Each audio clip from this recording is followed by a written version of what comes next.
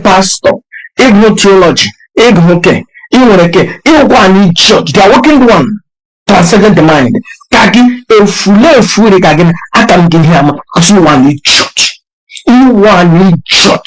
The whole pastors, priest, and little doctors, honey, quote to the God of the Bible, they are useless idiots. Because that bastard that about the God of the Bible never existed. That idiot will not charge anybody.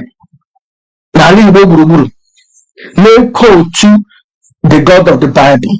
Or na as in any inspiration here from the Bible or from the God of the Bible, or from that bastard, that idiot and Jesus Christ. No inspiration from it. That person one idiot.